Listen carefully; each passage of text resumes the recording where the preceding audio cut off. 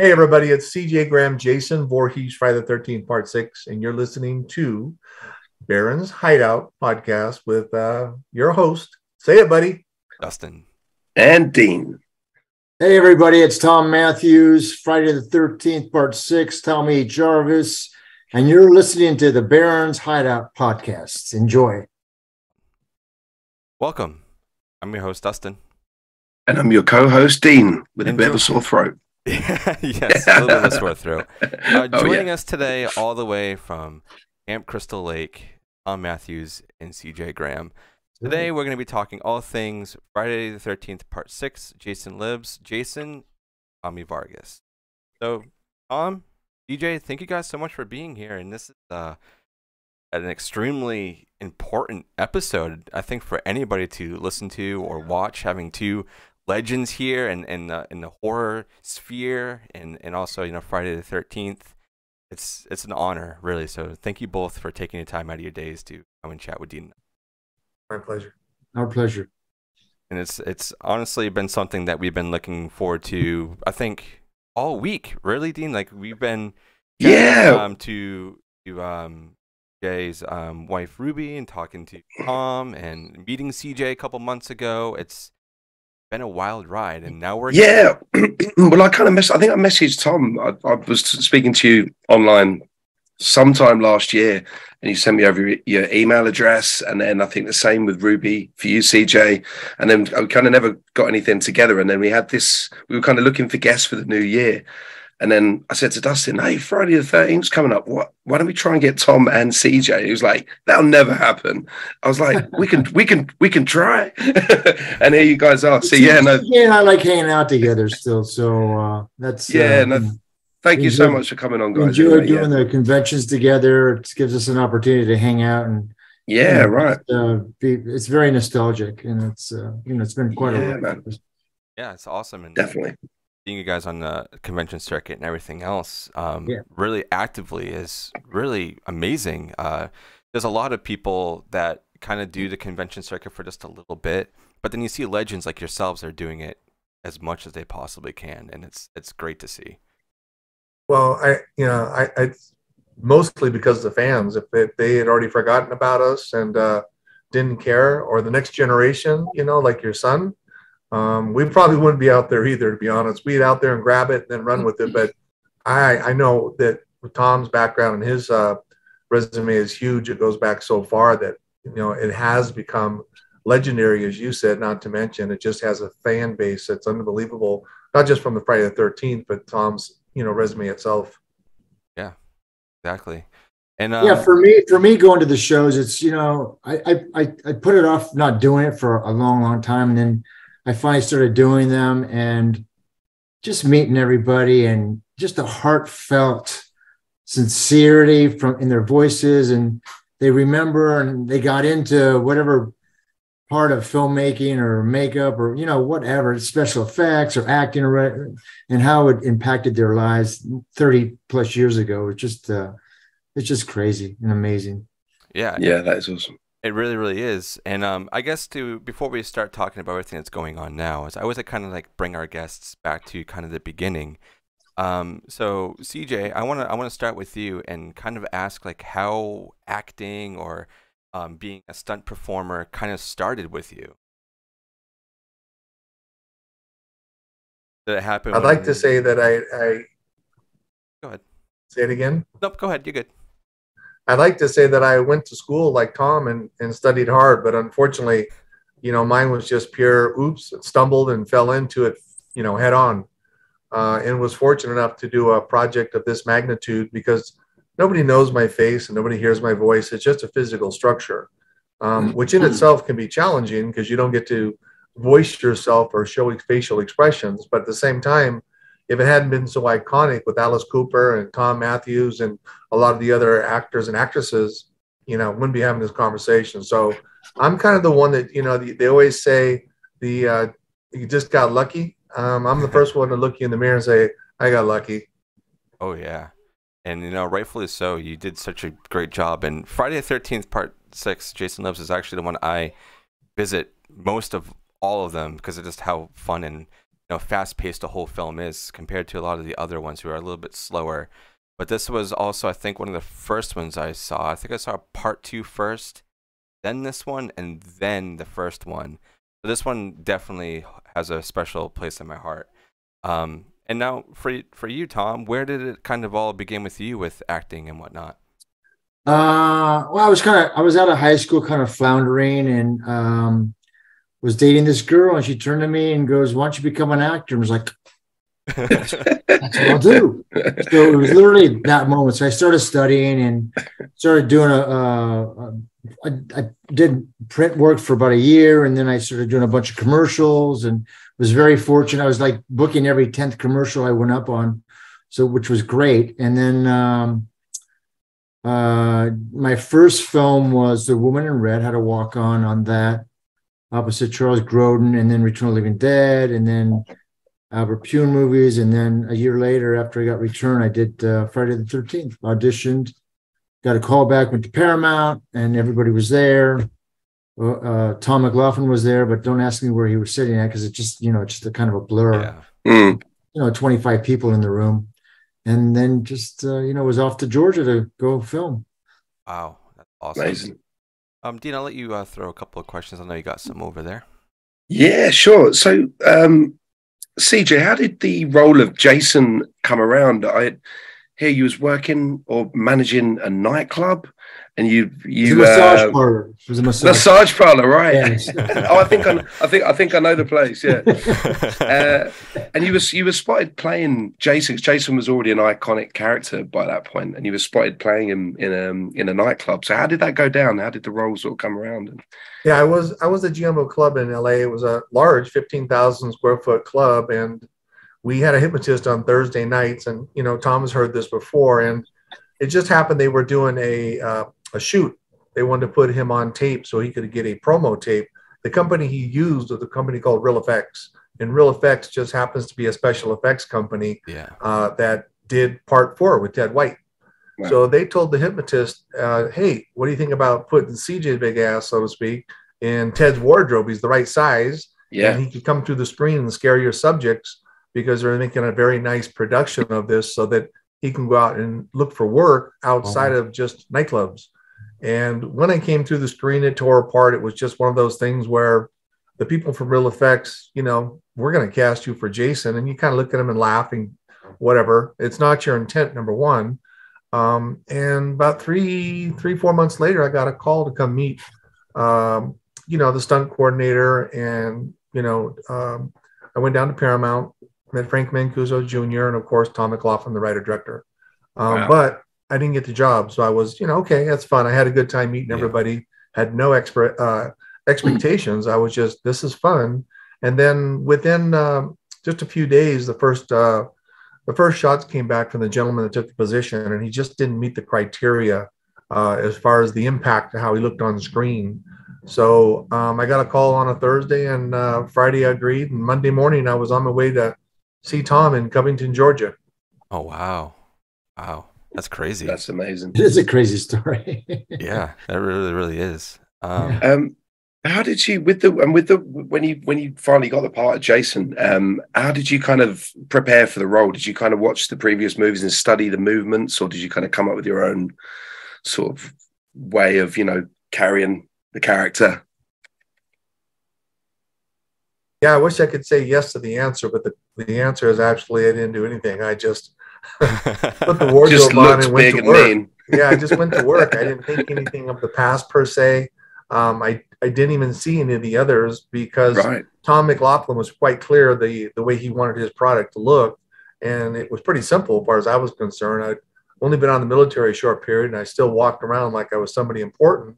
So they put the hockey mask on me. It just emphasized that importance even more. And I was, again, fortunate, lucky, and I got to work with people like Thom Mathews and others that are professionals, so it made me even look better at the end of the day. Oh, yeah. Amazing. And now you're a legend. You're a legend. Yeah, in my own mind. Yeah, I can imagine you fitting the bill. So I've met you at a convention before, and you are a big dude. Yeah, it's interesting because I'm 6'3", 250, so I'm actually just a couple pounds bigger than I was for Friday the 13th. I was 245 when I did the movie 36 years ago. So physical structure wise, you know, when Thom and I do convention together, sometimes I'll put the wardrobe on and we'll do wardrobe photos with the fans. Oh, that's awesome. Yeah. Structurally, I'm the same size. Even Thom kind of looks at me, Thom Mathews, and goes, you know, it looks like, you know, I mean, when you're under a wardrobe, you know, nobody knows you got a little bit of silver going on, you know. I would have guessed you were taller than 6'3". If anybody would have asked me, I would have said 6'5" easy. Yeah. I'm about like 6'1", so you're a little bit taller than me, but just being there next to you, like I felt really, really small. Right, exactly. I felt so small, and it was awesome though. Such a great. I'm about 6'1" when I'm wearing heels, but you know. Yeah. What kind of heels? You're kind of letting yourself out there. What kind of heels? I don't really wear heels. Don't go there. I take them down the massage parlor you were talking about earlier on. There you go. Yeah. Thom, I wanted to ask you, what was it like having to portray Tommy, who was kind of already a solidified character, even though it was a younger one, and you coming into this super like fast-paced Friday the 13th? Like, was there like a lot of pressure, or did you kind of feel like no, there wasn't a lot of pressure. Unlike CJ, though, I did my research. Okay, and, I went and looked through, you know, 1 through 5, and particularly concentrating on Corey and oh shoot, Corey and the other guy. I always forget the name, so don't ask me. No, I know who. John and John Shepard, and I was looking for mannerisms that I could, you know, cross over, whether they had a twitch or something that they did, but there was nothing that they did, so I just kind of did my own thing. You know, a lot of it is like for CJ, it's when you put on the wardrobe and stuff, it kind of, you know, feeds the character, and you can get lost into the character that way. So that was helpful. And the script, the writing, I mean, it's all on the page, a lot of it, and you read between the lines, and so emotionally it tells you where to go. And Thom wrote a great script, you know, had a lot of character development, I think, for the first time. And you know, I think that's why it's a lot of people's favorite, is because you know, you have people to root for, and there's kind of a love interest going on, and you know, there's a lot of optimism. Oh yeah, for sure. I agree in all of that. That opening sequence, forget about it. I mean, the credits roll. Yeah, you're right into it. Kicks ass. Yeah, it's great, and that kind of leads to my next question too. With you, CJ, what was it like? You know, you essentially being a Frankenstein monster, being resurrected the exact same way, because this movie is very much like a universal monster film. That's why I love this one so much. There's so many like nods to that. So what's it like, actually, you know, being kind of related to that? Yeah, it's very true, because Thom McLaughlin is a Universal horror fan, and I am. I still have all the movies and watch them periodically, because they're magical. So to be, you know, I'm the only Jason that gets to have an opening scene like James Bond. Yeah, I'm the only Jason that gets to come back to life like Frankenstein. I'm the only Jason that gets to have a Rock and Roll Hall of Famer, Alice Cooper, do the music, and I'm the only Jason that gets to wear a Batman utility belt. Oh yeah. So I got these extra features that I was fortunate enough, not to mention the fact that the older generation, or my generation, really can connect with the Universal horror, the Frankensteins and the werewolves, you know, the mummies of the world. And then as it crossed over into, I call the Three Musketeers, you know, Michael Myers and Freddy and Jason, and of course, Leatherface, Four Musketeers, I guess. We've been really blessed, because they started in 78, I think, was Mikey, and it just continued through 2022 with the last Halloween. So what a ride to be part of and enjoy. Oh yeah, this legacy is everywhere, and with you guys being so iconic to a really large series, and you are two faces that everybody recognizes immediately. I know we kind of touched on it before, but like, is there anything else that you guys feel from the legacy of Friday the 13th and being Jarvis and being Jason? Is there anything else that you guys can pull from that, or are you just so grateful for all the fans and everything? Well, you know, for me personally, I mean, until I retired 5 years ago, I spent the 25 years after running casino resorts. So I'd already made my disconnect and reconnection about 5 years ago after I was finished with the gaming industry and moved into a retirement mode. And then I was able to fortunately do a few projects and work with 13 Fanboy and Vengeance, to say a couple that was fortunate for me because it was fun. And I looked at it more as a entertainment than it was a reward monetarily. So Thom and I took different paths. He's been doing this for decades now successfully. And to come back full circle for me to work with him and see him, I've had the pleasure of meeting his wife, Carla, and of course seeing, Darcy and everybody else out there on the circuit from part 6, not to mention, my rivalry there, Kane Hodder, and a few other people that I get to see on a regular basis. Oh, wow. What about you, Thom? What was the question? Just like if there was anything else that you could take from the legacy, like is there anything else that that? Well, the whole it's incredible that the whole franchise is kind of brought together, which is kind of cool. I mean, we're all friends with Kane now, and if it wasn't for me, he wouldn't even have a career because I dug it, Jason back out. Yeah, exactly.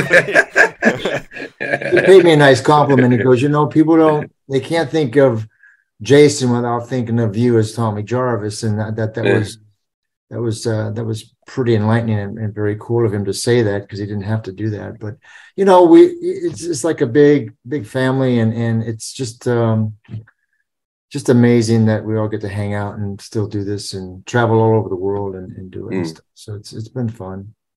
Yeah, totally. Dean, anything that you want to knock off your docket over there, man? Oh, yeah, man. I was just going to say, you guys were talking about Universal Monsters a minute ago, and you've been a fan, CJ. My dad used to be Boris Karloff's paperboy. and when you say that, there's that connectivity that you just said. My father was, and we started talking about Universal. It's one of those things that it's not a common subject at the copy machine at the office. Yeah. However, if somebody brings up horror movies or Friday the 13th, it'd be surprised how many people go, "Oh, I love Friday the 13th. Oh, I love Halloween." But it's not a normal conversation or dialogue at the board table. Yeah. But as soon as somebody breaks the ice, you'd be surprised how many people will go, "Oh," I mean, even my orthopedic surgeon, she's a horror fan. Yeah. That's scary. Yeah, especially. But I mean, you think about it, it's very rewarding and really for me, and I think Thom too, when I say this, is an honor to have a part that's been so iconic. And no matter where you go, Tom's a little different. They recognize his face. Me, they don't recognize my face, but as soon as you say Friday the 13th or show them a hockey mask, they can put two and two together real fast. Yeah. Oh yeah. For sure. Yeah. And Thom, you have that voice too. It's very iconic. It's just everything. Both of you have so many pieces of yourselves that are so iconic that anybody can notice. Like, oh yeah, they're from that movie. That's right. Yeah. Yeah. CJ was talking about his gynecologist earlier, and my son. I ain't gonna touch that because they're recording this stuff. I'm just gonna say it. They're recording. Thom, when we were younger, nobody had tape on us, but now they got us. You got to be careful. My son, he's a gamer, and he'll play with people all over the country and stuff like that. And then I don't know how it even comes up that they find out that I'm his father, and they just like freak out. So it just comes from all different directions. The fans. It's just amazing. It just that's awesome though.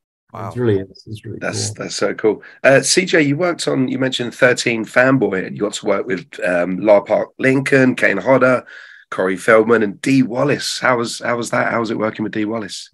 She's a legend in the horror game. It was wonderful. That was my first time to actually do a project after I stopped the casino industry. When I was doing the quote unquote stunt acting, I did the Friday the 13th, and like Thom, was very fortunate to do some national commercials and then into Highway to Hell as Hell Cop. And then, realistically, I knew 6'3", 250 wasn't your common principal.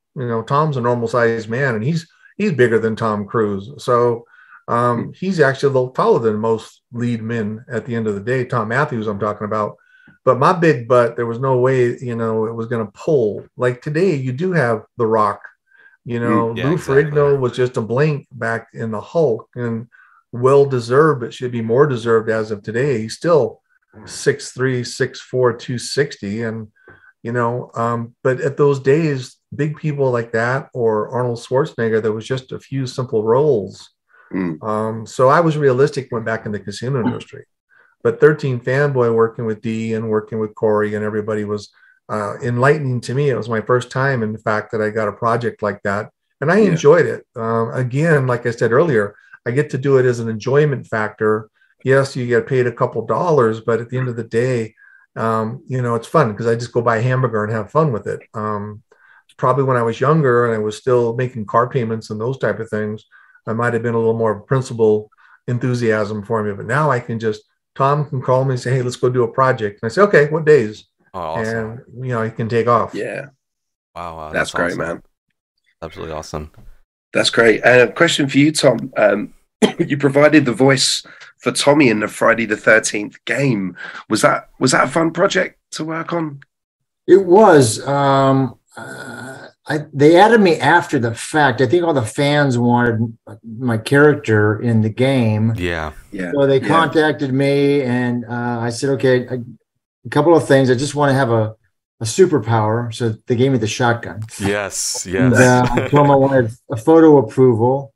And so it took like 6 times. The first one they sent me for my approval, I had black hair and a 5 o'clock shadow and a J-line. Right. It wasn't even close. Yeah. Like 6 times by the time we ended up doing that one. And I asked them for payment if every time someone chooses the Tommy Jarvis or becomes Tommy Jarvis, I get 10 cents. Right. There you go. You know, it doesn't hurt to ask. Right? That's great. They didn't go for it, but I it's worth a shot. So were you pretty hands-on with the design of the character with the game? No, it was 2 hours just putting my voice to what they had on the screen, and then some wild lines, and that was basically it. But and then the photo, you know, choice and stuff. Yeah, I remember backing that game too very, very early on and playing it, and then seeing you be added and seeing all the other Jason skins being added. So like CJ, you're in there as a skin and everything, and it's so fun even till this day. Even though it's been out for a long time, but there's still a really big fan base that plays that game, and always seeing Tommy going around with a shotgun and going after Jason. Especially if it's someone in like the CJ like get up and then it's you. It's so fun to watch, even if I'm spectating. So it is a really, really fun game. And like you guys were saying earlier, it is a great way to get a younger generation. It's amazing what it's done for the franchise. Yeah, my son's made friends on there that he still goes online and talks to as well. He made friends with a little boy called Morph. And he goes on there and they chat. Yeah, they were both playing the Friday. They were both playing the Friday the 13th game, and then they kept coming back and arranging to meet back up in the cabin. And yeah, it's crazy. They made a good team. Yeah, they did. Yeah, it's funny. So, CJ, did they ever contact you for doing any kind of like motion capture or anything like that, or was that somebody that was outside? I don't know like what your involvement was with the game. It was actually Kane. He did all that. Oh, okay. Yeah, he did all that, and he just did it last year, I believe, for Leatherface too. Oh yeah, I'm excited for that one. Yeah, people forget he was pretty engaged in that quite a bit all the way through, from conception to birth, so to speak. So that would be Kane. All right. The nice thing, like you said, I get to reap the rewards that I understand a lot of people use the Part 6 character, Jason, as a result of, because he has so many weapons to choose from. And that makes him a little more different. Well, and I think the chain, I always see him with the chain on too. That was the final shot in the movie. So that's, it's interesting, Tom, you say that. Chris just said recently, maybe we should think about getting the hockey mask that has the gouge on the side from the end of the movie with the propeller with you and me, and the chain, and put it around my neck for photo ops for a different view. Great idea. That'd be great. That'd be so sick. And another game too that I always forget. Mortal Kombat. Was it Mortal Kombat X? Jason's in that one too, and they have the chain one. So you're portrayed in multiple games, and I think there's even some comic books out there that like fans have made too. So there's just so much, and you know, we got the toys too. I got this one. I've had this one forever. Those are action figures. Get it straight. Yeah, yeah, action figures. Yeah. So both of you are being immortalized in so many other ways. I mean, you already were, you know, being filmed and being, you know, on screens everywhere. But being on a toy, that must be so crazy. Action figures, it must be so crazy. And I'm sure there has to be fans that bring you all of their collectibles to sign. So that must be awesome to see and have that kind of connection. Yeah, it is. They've got one where CJ and I are underwater and there's like bubbles, oxygen in my mouth. Been trying to get that one for a while. That's a very cool one. That's cool. Is that an action figure too, CJ? Would that be considered? We call those action figures from the gynecologist. Dolls. Dolls. No, dolls. All right. Let me help you just so you know, because I don't want you to embarrass yourself.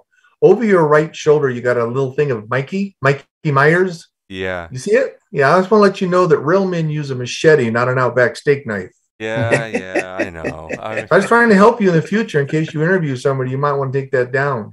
Kane would come through the computer right now and take you out. Oh, please don't. No.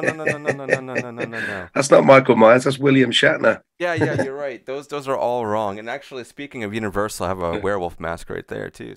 Nice. You know, one thing I'll tell you, and Tom has heard me say this, one thing about the Friday the 13th, for nobody really knows, you know, which CJ or Kane, the guys behind the mask per se. But I always tell, you know, if you went over to India and they got like 1.3 billion people in India, you show them a picture of Tom Cruise, they're all going to give you a thumbs up. They know who he is. You show them a picture of CJ, Graham, or Kane Hodder, they're going to look at you and shrug. But if you turn the picture around to the hockey mask, they're all going to know Jason. As a character. Which is kind of cool. Yeah. Oh, he's up there with the greats. You got the three main. You got Freddie, Jason, Michael. They're the top, the head honchos. Yeah, I'd say definitely. And Tommy Jarvis too. You know, he's and Tommy Jarvis, of course. Crazy. Yeah. I mean, you know, Tommy's the only one that lived. Let's talk about it. Yep, for three movies. That's right. Yeah. Great. Dean, whatever else you got? I know you have a ton of questions over this. I'm just going through the list. I met both of you guys at conventions. CJ, I think I met you at the London Film and Comic Con. I can't remember if it was before the pandemic or after the pandemic. I can't remember. I lose track of time. Tom, I met you. Was it before? Right. Okay. Yeah. Tom, I met you at For the Love of Horror in Manchester. And CJ, I know you were there as well. Mm-hmm. But I was actually vending that weekend, so I didn't get a lot of time to leave the stand. But I was like, Tom, I've met CJ before. Thom Mathews is here. I haven't met Tom ever. So you was like, right, top of my list, man. So it was great to meet you. How do you find the horror fans when you come to these conventions? And have you ever had any bizarre fan experiences? People turning up in... sorry, that was for you. Start me, you, CJ. Yeah. For me, not anything abnormal. I mean, you know, I've had a 4-year-old come up to me wearing a hood, you know, that's barely 3 feet tall, holding a hatchet, all excited to get a picture with Jason, which I thought was odd. That's so awesome. But at the same time, you know, I'm nothing. You know, nothing abnormal. I mean, everybody is so great. You know, usually you're standing in line for quite a period of time to get to us. Mm-hmm. And Tom, he's usually next to me or I'm next to him, however you want to look at it. And he's the same as I am, man. We jump up, take selfies, answer questions as though it'd be the first time we ever got the same question, even though we may have answered a million times, because for that guest, for that fan, it's the first time and they've been waiting to ask that question. Exactly. So we both, I can tell when we do this, we both take time and make sure that the VIPs are the people standing in front of us. Yeah, man. Yeah, and that's how it should be too, you know. So I agree on that. How about you, Tom? Anything weird? Anything weird? Sit next to me. I think some guy had me sign his shoulder. And then I went walking around and he's getting my signature tattooed on his arm. So that was probably the weirdest thing and great thing, you know. You probably got it tattooed for sure. I got a question. It's a good question for Tom because I don't know the answer. I know my answer. What's the oddest thing you've ever signed, Tom? I mean, mine is somebody took off their prosthetic leg and had me sign it. Oh, wow. The oddest thing I've ever signed. Besides an arm. nothing like that. Nothing unusual like that. Wow. The fans come up with sometimes they come up with a lot of stuff they made, and young folks, they come up with drawings and crayon drawings, and they're only 7, 8, 9 years old, and they barely can still color inside the lines, but they're so excited that they've painted or used crayons and made Jason with a spear that they can't wait to get to you. So to me, it's an honor. I save them all when they give them to me. I have a lot of them. Stacks. Cool. I mean, I save everything they give me without hesitation. Wow. That's so cute. CJ, I bet you signed a ton of masks as well, CJ. I wanted to show you this, so I was going to reach over and grab it. See, like this. Can you see that? Oh, that's really cute.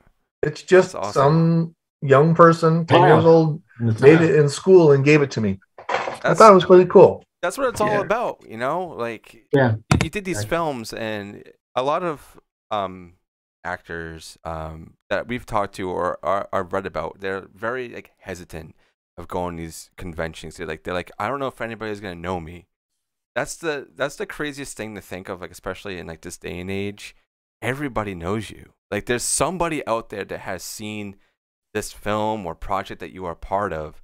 So just take that little leap, and guaranteed you're gonna have at least one person there. And I think that's what is really important at the end of the day, to see all these people who are still supporting this thing so many years later, and revisiting it and seeing it through a game, seeing in a comic book or fan films or whatever it may be. It's great for Dean and I, because we live for this stuff. We love horror so much, and Friday the 13th has been a big part of my life, especially growing up. I hate to say it, but Halloween was the first horror movie I ever really saw. So I had a really big attachment to that. I'm sorry. Oh no, we lost him. Breaking up. You're breaking up. But Friday the 13th was the second thing I was ever introduced to, and when I saw Jason live, I was so awed. It's such a beautiful film. It's so colorful. All the other ones are really colorful too, but this one has had more of an attitude to it. It was so fast paced. Crazy. There was cars going everywhere, electricity everywhere, flames, crazy things, people in water, and it was such a great time. Every time I watch it, it's I'm reliving it for the first time, and I'm still pinching myself that I have you two here, and I really do have to thank Dean for kind of setting this up, because I don't know if I would have ever been able to do this on my own. I think it was Return of the Living Dead for me was one of the first horrors that I watched way back in the day, man. So because my stepfather used to run a VHS video shop when I was a kid during the 80s, and that's kind of how I got into horror. And there's an artist called Graham Humphreys. I don't know if you guys know Graham Humphreys, and he did that amazing artwork for the front cover of Return of the Living Dead. He did the Evil Dead, the Nightmare on Elm Street. We've actually become friends with Graham over the years from vending at events. And I always say to him, it's because of you when I was a kid, and I used to go into the video store and I used to see these crazy covers, and I was just kind of drawn towards the artwork and would just be like, what's on it? What is this thing? And I remember watching Return of the Living Dead and just being like, what? Wow, what's that? Thom, man, fucking crazy film. Going back to Jason Lives, did either of you guys sustain any injuries whilst you were on the set? Anybody? I did. I had a couple of things. When I'm stabbing Jason in the chest to make sure he's dead, maggots are popping out of his eyes and stuff. The special effects guy wanted it was after the lightning struck. Okay. So there was smoke coming off the spear.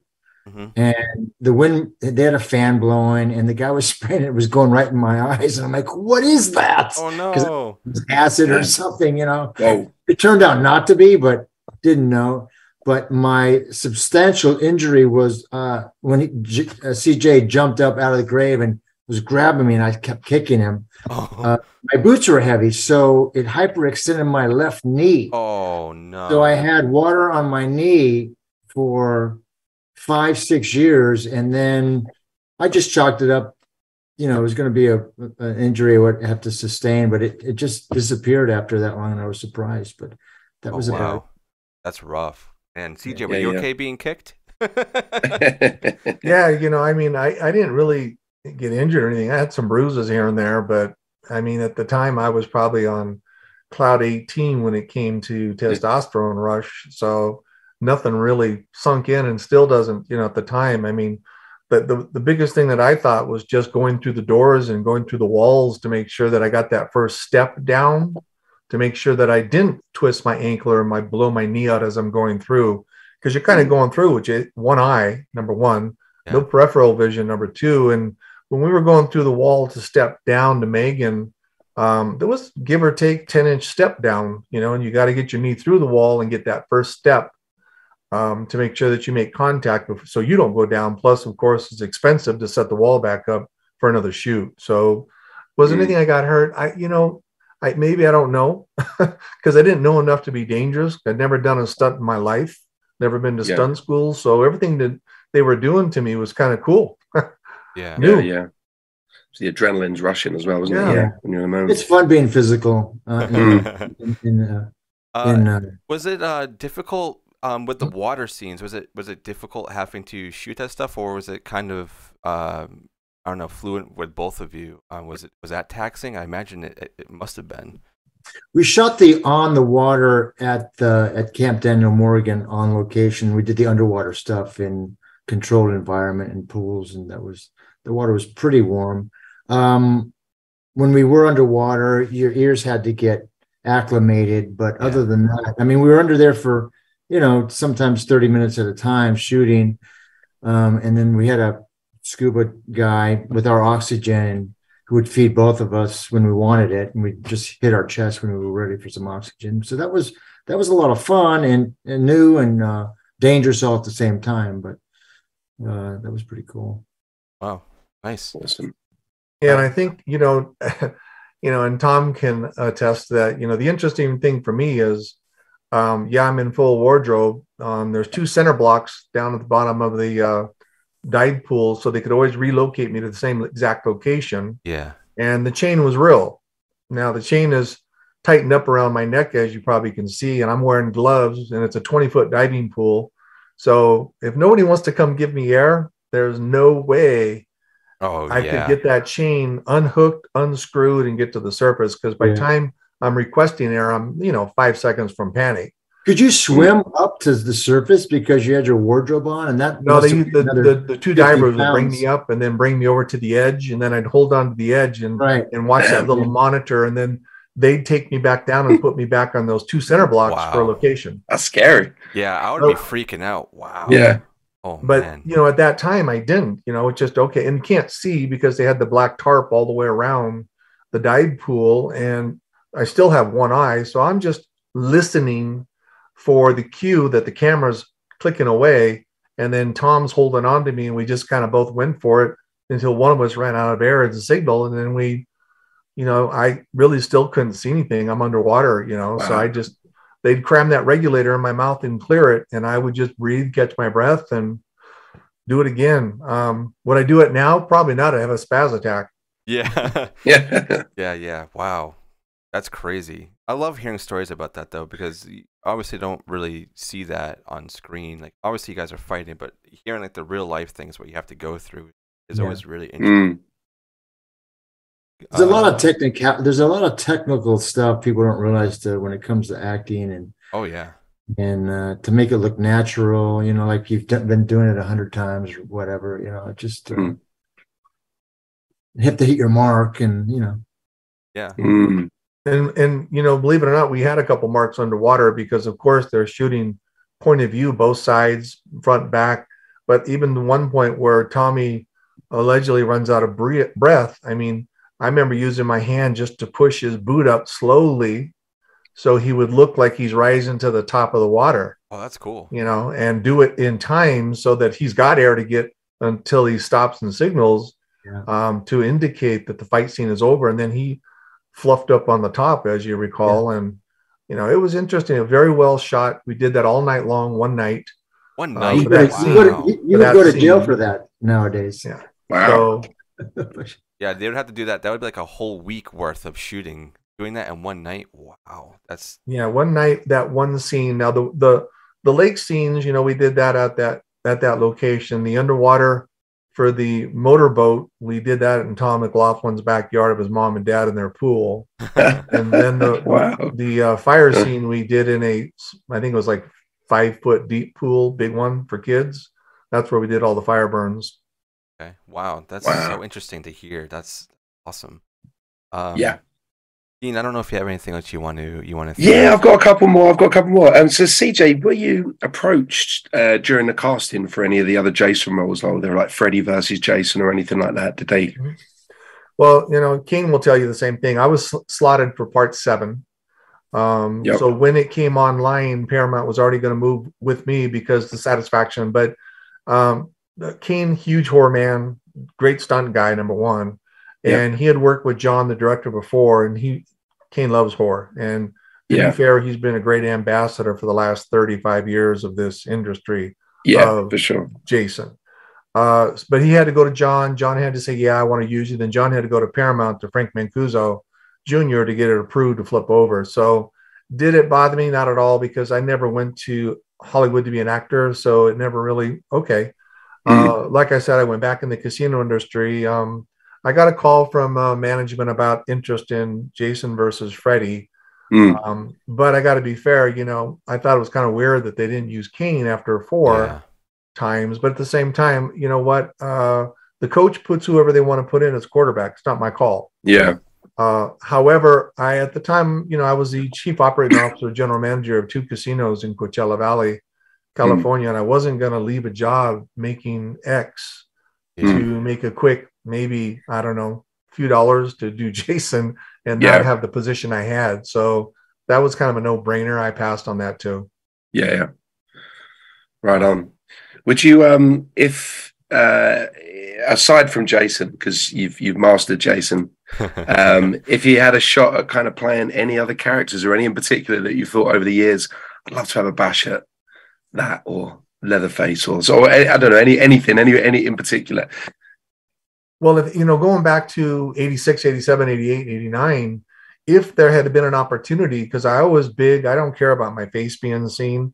I thought it would have been kind of cool to play Leatherface and then play Michael Myers and Jason throughout those 4 or 5 years, to be able to sit down and say I did all 3 of those. Yeah, kind of like Frankenstein, Dracula, the werewolf, etc. But again, in those days, there wasn't management for that type of character or figure or stunt or oversized person like me. So again, now I had the opportunity a few years ago to do an independent fan film in Vengeance, where I played, they created Jason's father, Elias Voorhees. Which was great. And then they did a number 2 here, Tom, about a year and a half ago? And which Tom and I both were in it. Again, I played Elias Voorhees, and Tommy played Tommy Jarvis. Tom played Tommy Jarvis, which was a resurrection for him to get in there. And there's a nice little spin at the end where Tommy gets his brains knocked out and delusional, so to speak. And all of a sudden it falls back into Jason Part 6, where I put the wardrobe back on in Vengeance 2, and Tommy thinks he's fighting with Jason Lives. And then he gets his melon back, and he realizes he's fighting with Jason Brooks, who plays Jason in Vengeance. Oh, wow. That's really cool. I want to say I did watch those, but it's been That's okay. I didn't listen to your show either. Look at Tommy. Sounds like, throw that knife. Tom, I wanted to ask you, this is kind of like the same thing that Dean just asked CJ, but kind of like reversed. If you could pick somebody else for you to go up against, like if you had to be the one person fighting off this whole entity, who would you want to fight off? Bruce Campbell, for sure. Really? Oh, that would be a really funny one. I mean, you both got the shotgun. I can't think of anything off the top of my head who I'd go up against. The Predator would have been cool to go up against the Predator. Alien would have been fun. The giant crossover. We'll get Jason, Alien, and Predator, and then we'll have there you go. We'll have Ash coming at the very end, and he'll be like the final Ash. one. That'd be awesome. Tom, I was going to ask you about this. This is nothing to do with Friday the 13th. You've had a movie due to come out for a while called Go Away. What's happening with that, man? It looks so good. They're massaging the crap out of it. I don't know what's taking them so long. I get that final Summer's come out. We shot that about, pretty close to the same time. Oh, I've been actually paying attention. Coming out, I think they dropped the trailer. I think he's finishing up the final, cut on it. I saw him at a convention, surprisingly, and asked him what was going on with that. Yeah. And then this Friday the 13th, we got the teaser for Never Hike Alone 2's dropping. So that's happening this Friday. So that'll be fun to look at that. Right on. Up in Portland, just a 5-minute teaser for what we're going to film in a few months over the summer. Yeah. Yeah. Good timing for the very cool teaser. It's me. I go walking out to this dock at Camp Crystal Lake, and there's a kid sitting out there. You just see his back, and he's out there fishing. And I go down. And I say, "I told you not to come down here alone." He goes, "I'm just fishing." I said, "I know, but I told you not to. It's not safe for you to be down here by yourself." He goes, "Okay, is it because of Jason?" And then it goes on. I won't spoil it, but it goes on from there, and awesome. I turn out to be talking to myself, my younger version of Tommy Jarvis. Oh, wow. That's actually really good. Cool. So that'll be fun to watch. Definitely something for everybody to be looking out for. For sure. Very cool. So I have another thing. This is something that's recently happened. I know you guys knew that there was that lawsuit that was going on with the ownership of who's owning, Friday the 13th. But now that that's over, and I believe they're starting to do a show, I think it's the next thing they have doc to come out. So if you guys could, would you jump back into the actual Friday the 13th franchise, like in show form or some other kind of like spin-off? Like, would you both reprise your roles? I would, yeah, for sure. I would reprise my roles. I wouldn't come in as a different character, for sure. Yeah, I think Thom Mathews has the opportunity to come back as a resurrection because he's never really died, so he's readily available to come in one form or another. I've been asked that question if I would resurrect Jason again, because technically it'll be part 13.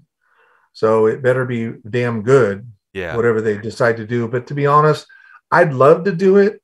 But two things, and I don't mean to be, difficult, but I don't go to space. Okay. I ain't going to outer space. Yeah. So if it's outer space, don't call me.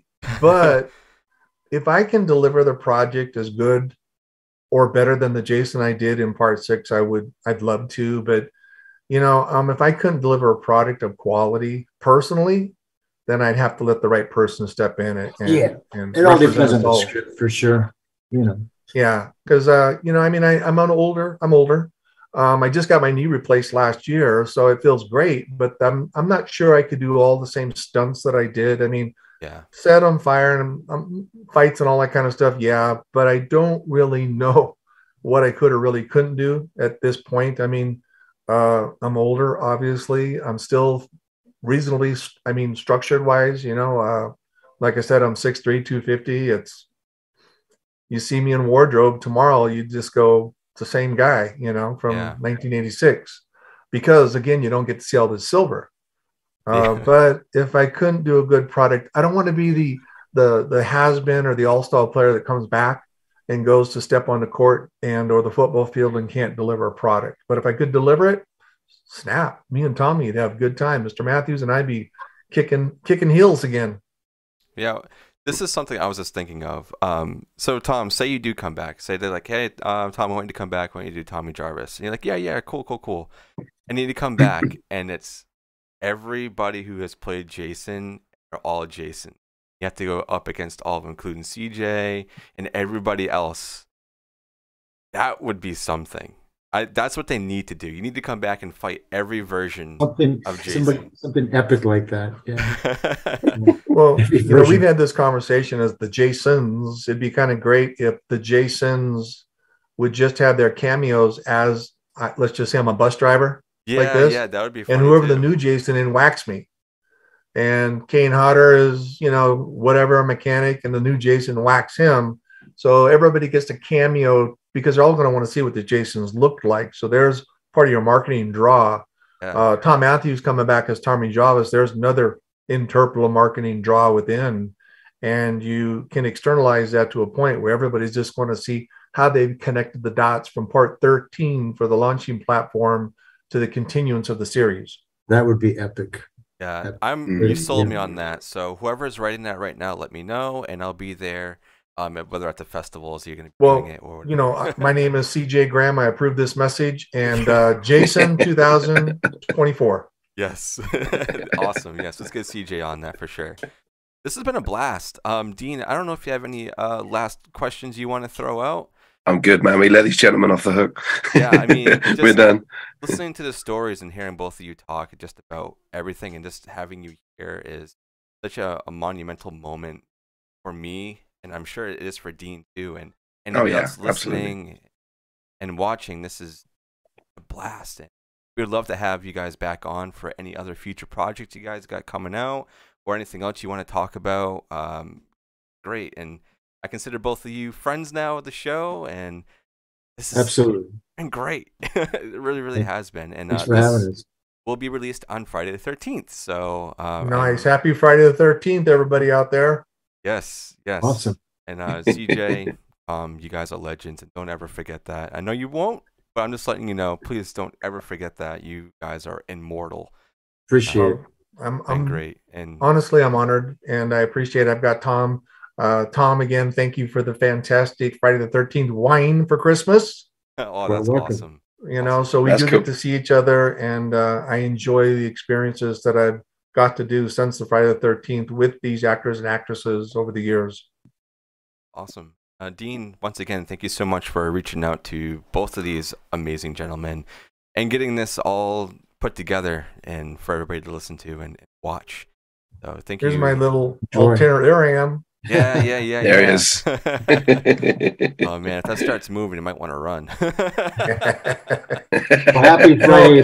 True story. It's a full mannequin, just and every once in a while it falls forward. Oh no. I'm out the door. Did you ever walk into the room and just see peripherally thinking it's someone else? My wife, Ruby, Ruby, she freaks out when she walks by my office and she sees that back there. She just can't deal with it. Yeah, I don't blame her. Maybe sitting at your desk one of these days. Oh man, that'd be a good gag.